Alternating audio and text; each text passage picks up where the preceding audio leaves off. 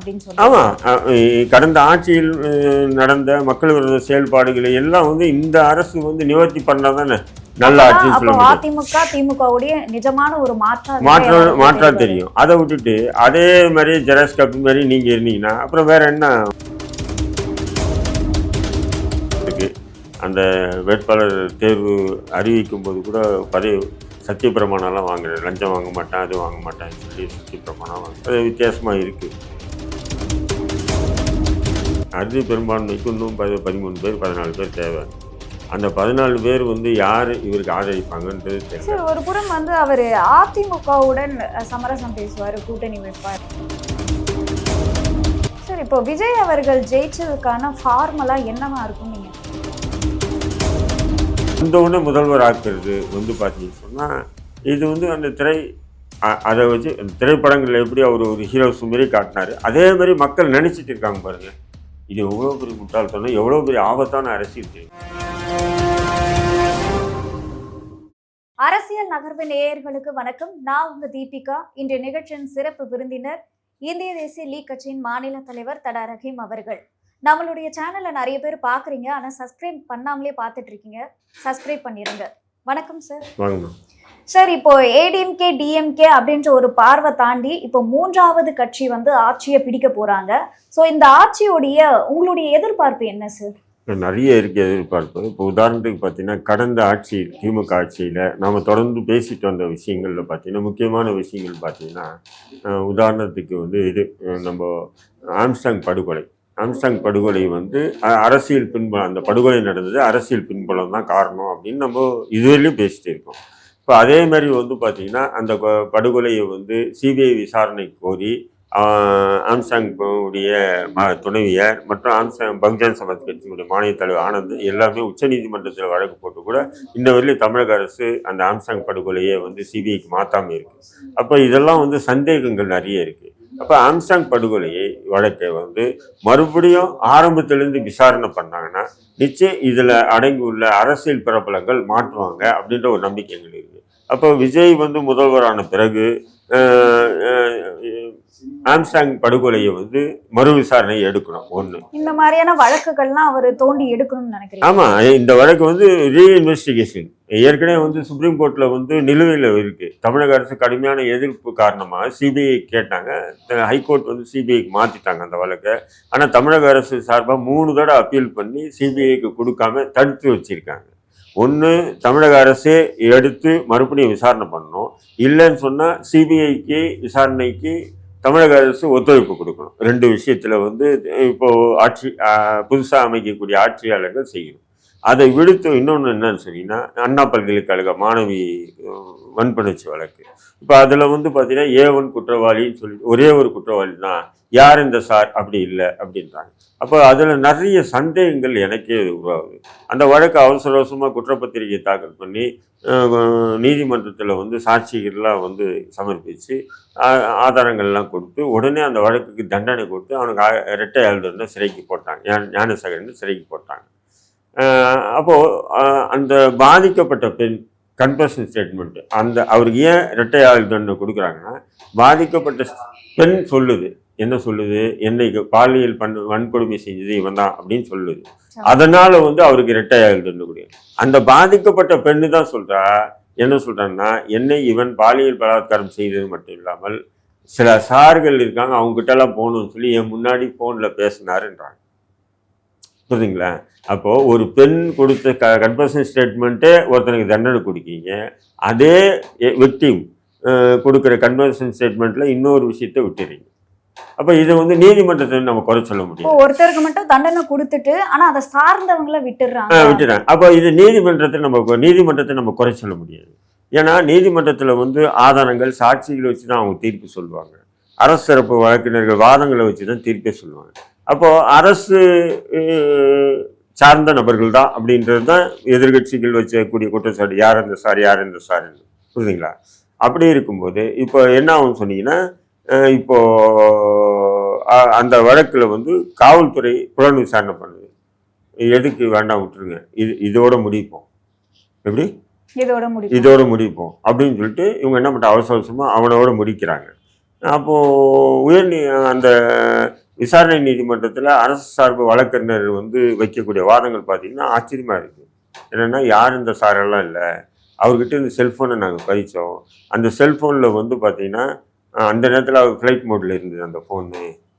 அந்த நேரத்தில் ஃப்ளைட் மோடில் இருந்தது ஃபோனு. நாங்கள் ஃபாரன்சிக் ரிப்போர்ட்டை அனுப்பி பார்த்தோம்.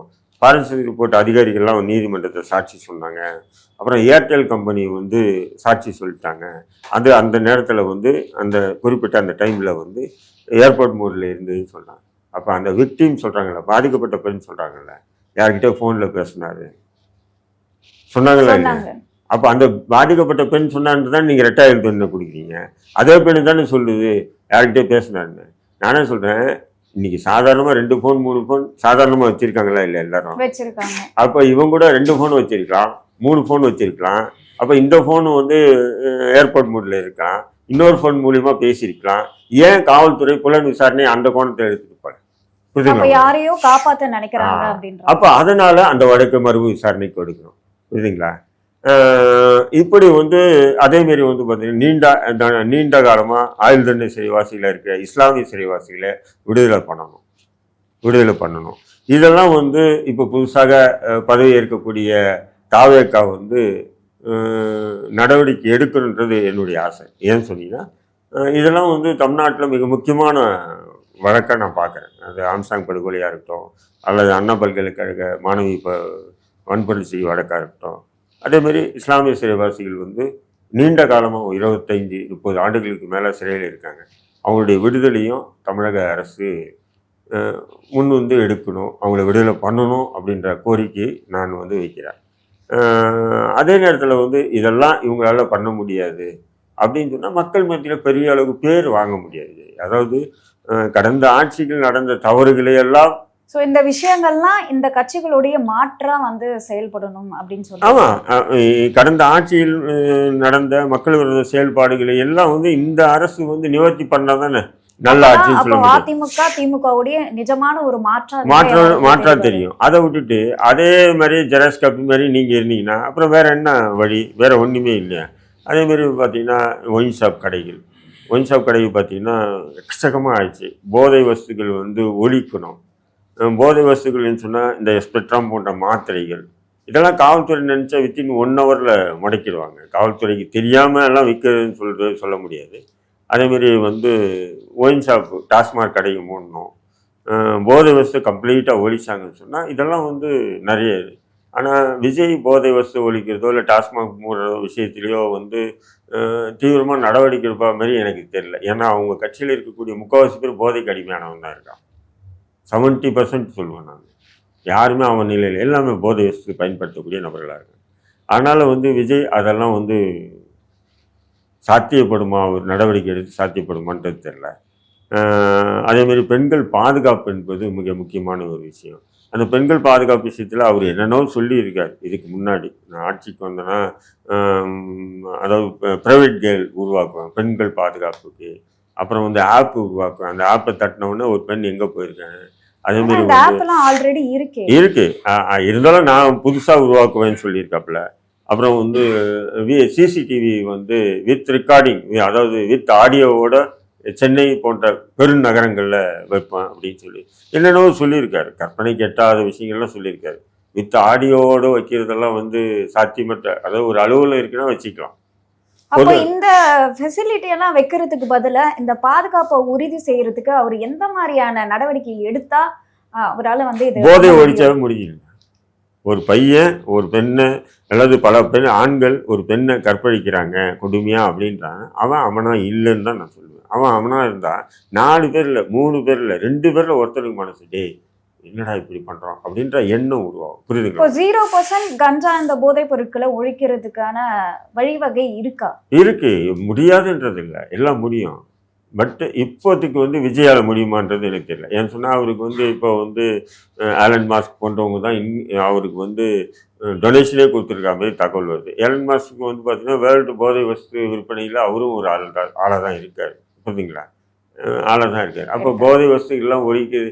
இப்போ வந்து ஆதவ அர்ஜுனா பார்த்தீங்கன்னா லாட்ரி எல்லாம் சூதாட்டத்தில் மூலியமாக வந்த வருமானம். அப்படிங்கும்போது ஒரு சுத்தமான ஒரு தூய நல்லாட்சியை கொடுப்பாருன்ற மாதிரி எனக்கு நம்பிக்கை இல்லை. ஏதோ மக்களுக்கு அவர் மீது இருக்கக்கூடிய ரசிகர்களுக்கு நம்பிக்கை இருந்து ஓட்ட போட்டாங்க. ஜெயிச்சிருக்காப்புல. சரி, இப்போ உங்களுடைய பார்வையில வந்து ஏடிஎம்கே டிஎம்கேவை தாண்டி மோசமான ஒரு ஆட்சியை கொடுப்பாருன்னு நினைக்கிறீங்களா? இல்லைன்னா வந்து ஒரு பெட்டரான ஆட்சியை அவரால் வந்து கொடுக்க முடியும்னு நினைக்கிறீங்க? இல்லை, என்னை பொறுத்தவரையிலையும் அவரால் என்ன கொடுக்க முடியுன்றது எனக்கு தெரியல. ஏன்னு சொன்னால் அவரை எப்படி வழி நடத்துகிறாங்கன்றது முக்கியம். புரியுதுங்களா? எப்படி வழி நடத்துகிறாங்கன்றது தான். அவர் வந்து பார்த்தீங்கன்னா வித்தியாசமாக இருக்குது. அந்த வேட்பாளர் தேர்வு அறிவிக்கும் போது கூட சத்தியப்பிரமாணம்லாம் வாங்குறாரு. லஞ்சம் வாங்க மாட்டேன், அது வாங்க மாட்டேன்னு சொல்லி சத்தியப்பிரமாணம் அது வித்தியாசமாக இருக்குது. பட்டு லஞ்சம் வாங்க மாட்டேன்னு சொன்னால் அது எந்த மாதிரியான லஞ்சம்? இப்படியெல்லாம் இருக்குது. இருக்கா இல்லைங்களா? இருக்கு. அனைத்து துறைகளிலும் லஞ்சம் இருக்கு. அதை எல்லாமே ஒழிப்பேன்னு இருக்குது. ஏன்னா லஞ்சம் என்பது எம்எல்ஏக்கள் அமைச்சர்கள் மட்டும் லஞ்சம் வாங்குறதில்லை, அதிகாரிகள்லாம் வாங்குறாங்க. அதிகாரி வாங்கி தான் அரசியல் அறிக்கை கொடுக்குறாங்க. இது கூட இன்னும் விஜய்க்கு தெரியல போல இருக்கு. இப்போ ஒரு மாவட்ட ஆட்சியர் இருக்காருன்னா மாவட்ட ஆட்சியர் தான் எல்லா சேர்த்து சொல்லியிருந்தாரு, அனைத்து துறைகளிலும் லஞ்சத்தை அதான் சொல்றேன். அந்த அனைத்து துறைகளிலும் ஒழிக்கணும். ஒழிக்க முடியுமா பார்ப்போம். ஒழிச்சாலும் நல்லது தானே. கண்டிப்பா அனைத்து துறைகளும் லஞ்சத்தை ஒழிச்சாருன்னா நிர்வாகம் வந்து சிறப்பாக செயல்படும். அந்த போதை வஸ்துகள் வந்து ஒழிக்கணும். இப்போ லஞ்சம்லாம் இல்லைன்னு சொன்னால் போதை வஸ்துலாம் விற்பனைக்கு வராது. லஞ்சம் வாங்கிட்டு தான் போதை வஸ்து விற்பனைக்கு இருக்கா இல்லைங்களா? இப்போ 100 அதிகாரி இருக்கான்னா 70 அதிகாரிகள் வந்து லஞ்சம் வாங்கக்கூடிய அதிகாரிகள்லாம் இருக்காங்க. 25 பேர் தான் வந்து ஸ்ட்ரெயிட் ஃபார்வர்டாக இருக்கான். மற்ற 60-70 பேர் என்ன பண்ணுறது? நம்ம ரிட்டையர்ட் ஆகிட்டோன்னு நம்ம குழந்தைங்க நம்ம நல்ல ஒரு உயர் கான்வெண்ட்டில் படிக்கணும், உயர் ரக கல்வி கொடுக்கணும், பெரிய கோட்டீஸ்வரன் வீட்டில் வந்து பெண்ணு எடுக்கணும், பெண்ணு கொடுக்கணும் அப்படின்ற ஒரு மனநிலையில் தானே அதிகாரிகள் எல்லாமே இருக்காங்க. நீங்கள் ஒரு கான்ட்ராக்ட் விட்டீங்கன்னு சொன்னால் ஒரு 100 கோடி ரூபாய் வருது. அதில் காசு 100 கோடி ரூபாய்க்கு ஒரு ஒரு மேம்பாலம் கட்டுறது ஒதுக்குறீங்கன்னா அது 50 கோடியிலே முடிக்கிற அளவுக்கு பேசுறது யாருன்னா அரசு அதிகாரிகள் தான். அமைச்சர்கள் யாரும் போய் பேசுறது இல்லை கான்ட்ராக்ட்காரங்க. அவங்க கொஞ்சம் எடுத்துக்கிட்டு மீதி வந்து அமைச்சர்கள்கிட்ட எம்எல்ஏக்கள்கிட்ட கொடுக்குறாங்க. அப்படிங்கும்போது இது நேரடியாக வாங்கினது காசு இல்லை, இப்படி சுற்றி வரக்கூடிய காசு தான். சீனா மாரி அதிபர் ஆட்சி இருந்ததுன்னா அங்கே வந்து முதல்ல பார்த்திங்கன்னா ஆட்சி பொறுப்புக்கு வந்த உடனே சுமார் ஒரு 50,000 அரசு அதிகாரிகளை உயிரோடு வச்சு போயிச்சிட்டான். அதுக்கப்புறம் யாருன்னா லஞ்சம் வாங்க வருவானா? வரல. அந்த மாதிரி ஒரு ஆள் செய்ய முடியுமா? முடியாது. சினிமாவில் ஒன்றும் செய்யலாம், நிஜத்தில் முடியாது. நிச்சயம் வந்து பார்த்திங்கன்னா இந்த ஆட்சி அமைக்கிறதுக்கே ரொம்ப கஷ்டம்தான். ஏன்னா அறுதி பெரும்பான்மை இல்லை. அறுதி பெரும்பான்மைக்கு இன்னும் 13 பேர் 14 பேர் தேவை. அந்த 14 பேர் வந்து யார் இவருக்கு ஆதரிப்பாங்கன்றது தெரியல. ஒரு புறம் வந்து அவர் அதிமுகவுடன் சமரசம் பேசுவார், கூட்டணி வைப்பார் அப்படின்னு சொல்லி அது வாய்ப்பே இல்லை. அதிமுக கூட சமரசம் பேசுறதுன்னா அதிமுகவுடைய இமேஜ் போயிடும் இல்லைங்களா? அவங்க ஒரு ஆளுங்கட்சியாக இருந்தவங்க இல்லையா ஏற்கனவே. அந்த இது காலி பண்ணிடுவாங்க. அந்த வாய்ப்பே இல்லை அதுக்கு. அப்போ சிறிய கட்சிகள் போய் விஜய் அவர்களுக்கு கை கொடுத்தா மட்டுமே அவரால் திமுகவில் இருக்கக்கூடிய அதிமுகவில் இருக்கக்கூடிய கூட்டணி கட்சிகள், சிறு கட்சிகள், இப்போ திமுக கூட்டணியில் இருக்கக்கூடிய விடுதலை சிறுத்தை, ஐயுஎம்எல், கம்யூனிஸ்டுகள், காங்கிரஸ், தேமுதிக, அதேமாதிரி அதிமுக கூட்டணியில் இருக்கக்கூடிய அமமுக, பாமக, இது போன்ற கட்சிகள்லாம் ஒன்று சேர்ந்து பாமக கை கொடுக்கறதுக்கான வாய்ப்பு இருக்கா? இருக்கு. அவங்களும் 3-4 தொகுதி ஜெயிச்சிருக்காங்கல்ல. 5 தொகுதிகள் ஜெயிச்சிருக்காங்க. இப்போ அந்த 5 தொகுதியும் போது அவங்க ஒரு பேஸ், அது கூட்டணி ஆட்சி அதிகாரத்தில் பங்கு இருக்குன்னு ஏற்கனவே சொல்லிட்டாப்பல. ஏன்னா அதுக்கு முக்கிய காரணம் பாஜக அப்படின்றதுனால, ஸோ அவங்க முக்கிய காரணமாக இருக்கிறதுனால விஜய்க்காக அவங்கள கைவிட்டு பாமக வர்றது கொஞ்சம் கஷ்டம் அப்படின்ற மாதிரிலாம் சொல்கிறாங்க. அதிகாரம் வருதுன்னு சொன்னால் அதெல்லாம் கூட்டணியெல்லாம் பார்த்துட்டே இருக்க மாட்டாங்க. திமுகவில் வந்து உங்களுக்கு கூட்டணியில் ஆட்சியில் பங்கு இருந்தால் காங்கிரஸ் போகாதா, கம்யூனிஸ்டுகள் போகாதா, விசிகா போகாதா, எல்லாம் வரிசை கட்டி ஓட்டுவாங்க. அதெல்லாம் ஒன்றும் இல்லை. அப்போ திருமாவளவன் அவர்களுக்கு பங்கு தராங்கன்னா திருமாவளவன் அவர்கள் கூட போவார். வாய்ப்பு இருக்குல்ல. எல்லாரும் வந்து அதிகாரத்துக்குள்ளே போகணும். அப்போ தான் நம்ம கட்சியை ஸ்டாண்ட் பண்ணணும், மக்களுக்கு ஏதாவது செய்யணும். அப்போ செஞ்சால் தான் நம்ம கட்சியை அடுத்த கட்டத்தை நோக்கி கொண்டு போக முடியும். அப்படின்றது ஒரு நிலை வருமா இருக்காதுங்க. அதுதான் மெயின்.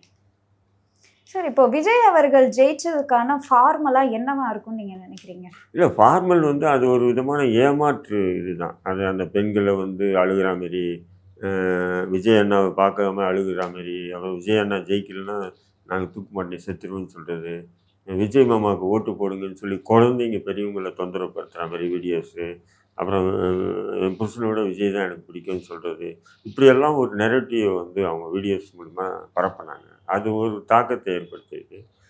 ரெண்டாவது வந்து நீங்கள் வந்து குழந்தைகள குட்டீஸ்களை, ஏன்னா குழந்தைங்க வந்து நடிகர்கள் மீது படம் பார்க்குறாங்கல்ல, நடிகர்கள் மீது ஒரு அஃபெக்ஷனில் இருப்பாங்க. குட்டீஸு நீங்கள் தான் உங்கள் அப்பா அம்மாக்கிட்ட சொல்லி எனக்கு ஓட்டு போட சொல்லுங்கள் அப்படின்னு சொல்லும்போது, நிச்சயம் குழந்தைங்க வந்து செல்லமா, அம்மா விஜய் மாமாவுக்கு ஓட்டு போடுமா அப்படின்னு சொல்ல தான் செய்வாங்க. இப்போ சொல்லும்போது எதுக்கு சனியாக ஓட்டு போட்டிருக்கோம், புள்ள சொன்னான்றதுக்கு ஓட்டு போடுவோம். புரியுதுங்களா? அதாவது நாடு வளர்ச்சி அதை மீறி குழந்தைக்காக ஓட்டு போடுன்ற மாதிரி பெண்கள் மாறலாம்.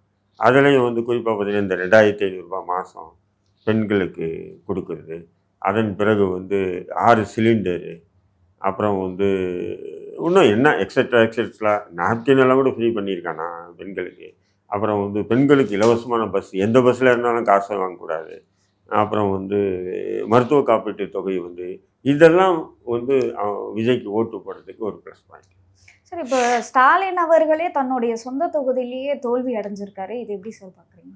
இல்லை, நான் என்னை பொறுத்தவரையிலும் முக்கியமான அமைச்சர்கள் எல்லாம் தோல்வி அடையணும் தான், உதயநிதி ஸ்டாலின் கூட தோல்வி அடையணும் தான் நான் நினச்சேன். இதில் நான் பட்சதாபமும் பார்க்கல. ஏன்னா அவங்க வந்து இந்த 5 ஆண்டுகளில் வந்து அவங்க குடும்பம் சம்பாதிக்கிறதுல மும்முரமாக இருந்தாங்க. கடைசி நேரத்தில் வந்து ஞான உதயம் பெற்ற மாரி அந்த 5000 ரூபாய் கொடுத்தது, சில வேலைகள் திமுக பண்ணிட்டு தவிர மற்றது எல்லாமே வந்து ஏன் மேல்மா சிப்காடு விஷயத்துக்கு விவசாயிகள் போராட்டி இருக்கான், அங்கே போய் நீங்களும் நான் ஆதரவு தெரிவித்தோட அரெஸ்ட் பண்ணி உள்ளே போடுறான். பரந்தூர் விமான நிலையத்துக்கு விவசாயிகள் போராடுறான், கண்டுக்கல. கண்ணுக்கு முன்னாடி வந்து கள்ளக்குறிச்சியில் அவ்வளோ கள்ளச்சாராயம் குடிச்சு சேர்த்தாங்க, அதை பற்றி ஒரு இது இல்லை. இங்கே துப்புரவு தொழிலாளர்கள் போராட்டத்தை வந்து எந்த மோசமான அடக்குமுறை மூலயமா அடக்குனாங்க. இதே மாதிரி நம்ம சொல்லிக்கிட்டே போகலாம். ஏன்னா இப்போ திமுகவுடைய ஆதரவாளர்கள்லாம் என்ன சொல்றாங்க அப்படின்னா, முதல்வர் அவர்கள் நிறைய விஷயங்கள் மக்களுக்காக பண்ணாரு, ஆனா இந்த மக்கள் நன்றியே இல்லாம ஒரு திரைக்கவர்ச்சி. யார் இந்த காமாட்சி நாயுடு அண்ணன் சொல்லுவார், முதல்வர் பண்ணார் திமுக பண்ணிச்சின்னு. வேற ஒன்றும் பண்ண மாதிரி எனக்கு தெரியல. பண்ணியிருந்தானே வந்திருப்பாங்கல்ல. இத்தனைக்கும் அவங்க பண்ண செலவு காசு மாரி வந்து அதிமுகவோட இந்த வாட்டி செலவு பண்ணல. அந்த அளவுக்கு ஒவ்வொரு தொகுதிக்கும் 25 30 50 கோடி ரூபாய் செலவு பண்ணியிருக்காங்க. காசு கொடுத்துருக்காங்க வாக்காளர்களுக்கு.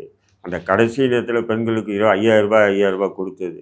இவ்வளோ பண்ணியும் அவங்க ஒரு 16 15 லட்சம் வாக்கு வித்தியாசத்தில் தோக்குறாங்கன்னா, அப்போது பண்ணியிருந்தாங்கன்னா, இவங்க சொல்கிறதெல்லாம் பண்ணியிருந்தாங்கன்னா ஏன் தோக்குறாங்க? ஏன்னா சொந்த தொகுதிக்கு வந்து நிறையவே பண்ணியிருக்காரு, அந்த மக்களே வந்து ஆதரவு அளிக்கலைன்னா அப்போ என்ன காரணமாக இருக்கும்? இல்லை, சொந்த தொகுதிக்கு நிறைய பண்ணி தான் இருக்கார். உண்மையில் அடிக்கடி வந்து ஏதாவது ஒன்று நடத்திட்டே இருக்கிறாங்க. அதெல்லாம் முக்கியம். நம்ம இப்போ இன்றைக்கி பார்க்குறது வாக்காளர்கள் அது மட்டும் பார்க்கறது இல்லை, ஒரு ஓரலான ஒரு இதுவும் பார்க்குறாங்க. வளர்ச்சி அது வந்து புதுசாக ஒருத்தர் வர்றாரு, சொந்த தொகுதியை மட்டும் பார்க்காம ஓவராலாக தமிழகம் எப்படி வளர்ச்சி அடைஞ்சிருக்குன்றதை வச்சு போட்டு அதுதான் மெயின். அதுவும் பார்க்குறாங்க. தொடர்ந்து இப்போ பார்த்தீங்கன்னு சொன்னால் திமுகவினுடைய மக்கள் விரோத செயல்பாடுகளை இப்போ நாங்கள்லாம் எவ்வளோ பேசியிருக்கோம், நூற்றுக்கணக்கான வீடியோக்கள் சோசியல் மீடியாவில் பேசியிருக்கோம். அதிமுக அதுமாரி போராட்டங்களை பண்ணியிருக்கு திமுகவுக்கு எதிராக. நாம் தமிழ் கட்சி பண்ணியிருக்கு, பார்த்தீங்களா இல்லையா? இது மூலம் எண்ணற்ற எதிர்கட்சிகள் எல்லாம் சேர்ந்து திமுக எதிராக பேசுனதெல்லாம் அது ப்ளஸ் பாயிண்ட்டாக ஒரு நடிகர் வந்து விஜய் வந்து அறுவடை பண்ணிட்டாருன்னு தான் நான் சொல்ல முடியும். அப்போ சீமான் அவர்கள் சொன்ன மாதிரி விஜய் வரலன்னா நாங்கள் வின் பண்ணியிருப்போம், விஜய் வந்ததுனால தான் நாங்கள் தோல்வி அடைஞ்சோம். உண்மை தான். அந்த மாற்று அப்படின்றாங்க இல்லையா, அந்த மாற்றுன்னும் போது அப்போது திரை பிரபலம் எப்போவுமே பார்த்தீங்கன்னா யார் வாயிலேருந்து என்ன வார்த்தை வருது, அந்த வார்த்தையினுடைய பொருள் என்னன்னு யாரும் பார்க்கறதில்ல, அந்த வார்த்தை யார் வாயிலேருந்து வருது. நீங்க வந்து ஒரு முதிர்ச்சி அடைஞ்ச ஒரு அரசியல்வாதி இவர் வந்ததுனாலதான் நாங்க தோல்வி அடைஞ்சோம்னு சொல்றது வந்து அது எப்படி கரெக்டா இருக்கு? ஏன்னா இது வரைக்கும் ஏடிஎம்கே டிஎம்கே எல்லாம் ஒருத்தர் வந்து குறை சொன்னது, இவன் வந்ததுனாலதான் நாங்க தோத்துட்டோம் அப்படின்ற ஒரு திரைப்படம் இருக்குமா, அதுதான் மெயின். அப்போ இந்த தடவை டிஎம்கேவும் தோல்வி அடைஞ்சிருக்கு, ஆனா விஜய் வந்ததுனாலதான் நாங்க தோத்துட்டோம்னு இல்ல அதான் சொல்றேன். அந்த திரைப்பிரபலத்துக்கு இப்போ தமிழ்நாட்டுக்கு பக்கத்திலே இருக்கு பாண்டிச்சேரி, இருக்கா இல்லையா? இருக்கு. பாண்டிச்சேரியில் அவன் பப்பு வேகலையே, தொகுதி வந்து முன்னிலையில இருந்தா இல்லையே எதுவுமே இல்லையே, பப்பு வேகலையே. இப்போ அந்த மக்கள் அன்றைக்கி ஏற்றுக்கல. தமிழ்நாட்டில் வந்து அந்தளவுக்கு ஆதரிச்சிருக்காங்க, ஓட்டு போட்டிருக்காங்க. அப்போ இது எப்படி பார்க்குறது? நான் சொல்லுங்கள். நான் என்ன சொல்கிறேன், ஒருத்தர் வந்து நான் உங்களை ஆளணும்னு நினைக்கிறாரு, ஆளட்டும். நான் அது வந்தவுடனே முதல்வர் ஆக்குறது வந்து பார்த்தீங்கன்னு சொன்னால் இது வந்து அந்த அதை வச்சு அந்த திரைப்படங்களில் எப்படி அவர் ஒரு ஹீரோஸ் மாரி காட்டினார், அதே மாதிரி மக்கள் நினச்சிட்டு இருக்காங்க பாருங்க. இது எவ்வளோ பெரிய முட்டாள்தனம், எவ்வளோ பெரிய ஆபத்தான அரசியல் தெரியுமா அது. இது வந்து சைனடு குப்பியை கழுத்தில் மாட்டி தொங்குறது சமமானது. தமிழக மக்கள் எடுத்திருக்க முடிவு சைனடு குப்பியை கழுத்தில் மாட்டிட்டு சுற்றுறதுக்கு சமமானது. மேபி இப்போ நான் சொல்கிறேன் பார்த்தீங்களா, இதுக்கு மாற்றமாக நல்ல நேர்மையான உண்மையான ஆட்சியை கொடுத்துட்டான்னு சொன்னால் அதை நம்ம இப்போ வாபஸ் வாங்கிக்கலாம். இல்லைன்னு சொன்னால் உண்மையிலே பார்த்தீங்கன்னா எல்லா நடைமுறையுமே மாற்றமாக இருக்குது. நேற்று வந்து வெற்றி பெற அதிகாரிகள்லாம் வீட்டுக்கு போகிறாங்க, கதவே திறக்கலை, கேட்டை மூடி வச்சுருக்காரு. திரிஷாவுக்கு மட்டும் கேட்டை திறந்து உள்ளே விட்டார், போயிட்டு வந்தாங்க. அவங்க கட்சியினுடைய மூத்த நிர்வாகி யார், நாஞ்சில் சம்பத் போன்ற நபர்களே கேட்டுக்கு வெளியே இருந்து தான் வர்றாங்க. யாரும் உள்ளே போய் பேசுகிற அளவுக்கு விஜய்கிட்ட இல்லை. புரியுதுங்களா? புஷி ஆனந்தர் பேசுகிறாருன்றாங்க, பேசுகிறாரா இல்லையான்னு தெரியல. நேற்று புஷி ஆனந்த் வீட்டு பக்கமே காணோம். இப்படி வந்து ஒரு தன்னை வந்து தனிமைப்படுத்திக்கிட்டே இருக்காருன்னு சொன்னால் அப்போ எந்த மாதிரி ஆட்சியை கொடுப்பார்ன்ற பயம் இருக்குது, வேற ஒன்றும் இல்லை. உங்களோட நேரத்தை ஒதுக்கி பல்வேறு கேள்விக்கு விளக்கம் அளிச்சிருக்கீங்க, அதற்கு நன்றி.